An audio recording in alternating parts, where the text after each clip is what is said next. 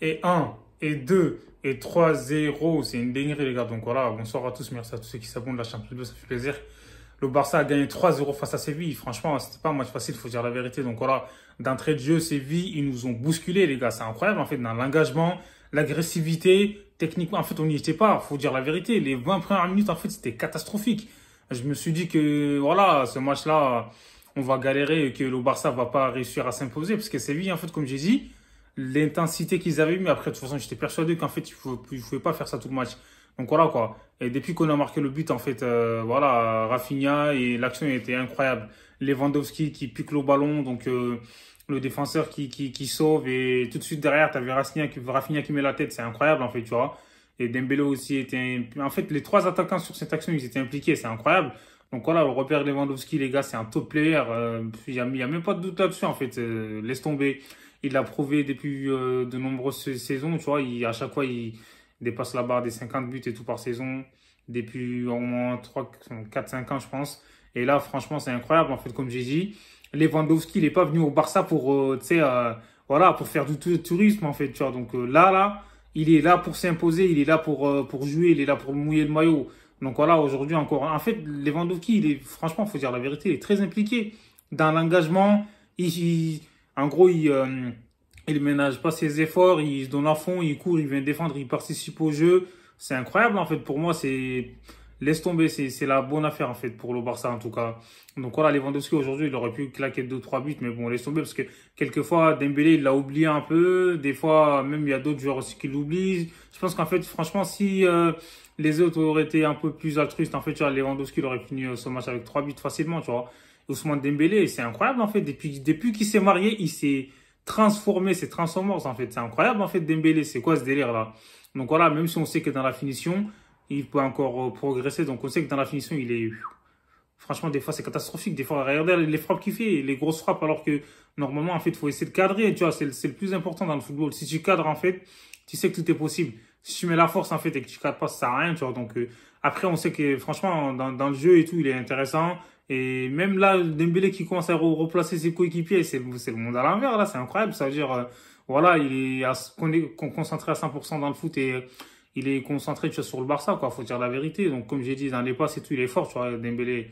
Laisse tomber, franchement, il est pas mal. Et t'as Eric Garcia aussi, faut en parler. Et derrière et tout, franchement, Garcia, il est pas mal, hein. Il fait un bon match. Il défend très, très bien. Et honnêtement, le Barça derrière et tout, les trois là, t'as Koundé, Araujo et Garcia, là, c'était solide, hein. Alejandro Balde aussi, il est pas mal, tu vois. Comme je l'ai dit, les matchs de préparation, il était là, il a fait de très bons matchs. Je comprenais pas pourquoi Xavi le mettait pas au début, mais en tout cas, lui, il a compris. On sait que Jordi Alba, il est catastrophique, il laisse tomber. Et Ter Stegen, je l'ai dit depuis voilà, les débriefs précédents, que laisse tomber, on a retrouvé le vrai Ter Stegen, en fait. C'est incroyable. Je pense que sans un très grand Ter Stegen, Séville, ils auraient pu ouvrir le score et je pense que c'était peut-être pas le même match, enfin, parce que voilà, quand tu marques un but et voilà, tu prends la confiance et l'adversaire, en fait, voilà, je sais pas, tu leur mets un petit coup au moral, en fait. Et donc, du coup, aujourd'hui, comme j'ai dit, grâce à Lewandowski, le Barça, comment dire, on a transformé le match.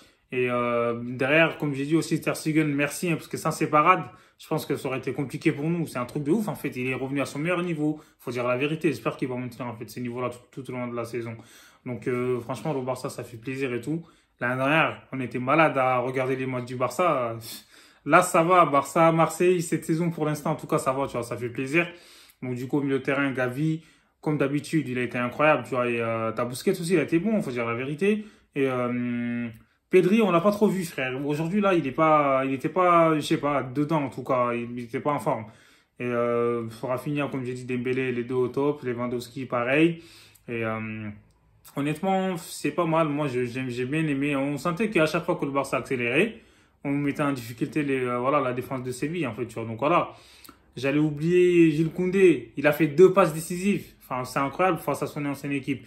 Donc voilà, quoi. Koundé, il aurait mérité de marquer, sauf qu'il a pas cadré aujourd'hui. Mais je trouve que Koundé, franchement, il donne de l'assurance et tout. Pareil, tu vois, il se donne à fond, il est là, le mec, il fait pas dans la détail, hein. Enfin, dans les détails, il laisse tomber. Il est là pour tout casser. Et t'as Araujo aussi, le mec là, laisse tomber, il a éclaté la pelouse. Parce que le mec, comme j'ai dit, c'est un tank. honnêtement, ça fait plaisir en fait de voir ces joueurs-là qui se donnent à fond pour l'équipe. Et là, tu as vu, il a compris, Piqué, il était resté sur le banc. Sergio Roberto, avec sa tête de Céline Cabane, lui aussi, il est rentré, il était pas mal, on va dire. Faut dire, ces derniers temps, il est plutôt bon, Roberto, hein. Faut dire ce qui est, parce qu'on l'a vraiment taillé par le passé. Et là, il a commencé à retrouver son niveau. En tout cas, là, il est rentré, c'était pas mal aussi. De Jong, il aurait pu marquer, mais c'est dommage. Et Ansu Fati, je l'ai pas trouvé bon aujourd'hui. Il est rentré, mais il était pas ouf, tu vois. Ferran Torres, n'en parlons même pas, frère. Xavi, sa tête à le mettre et lui-même, il le sait. Ferran Torres, il est claqué au sol, il faut dire la vérité aujourd'hui. Il a fait les mauvais choix. En plus de ça, des fois, il essaie de marquer alors qu'il sait qu'il n'a pas la possibilité de marquer. En fait, c'est ça qui me casse les cojones. Mais bon, en tout cas, victoire du Barça 3-0 sans appel et rien à dire. En tout cas, on verra en Ligue des Champions ce que ça va donner.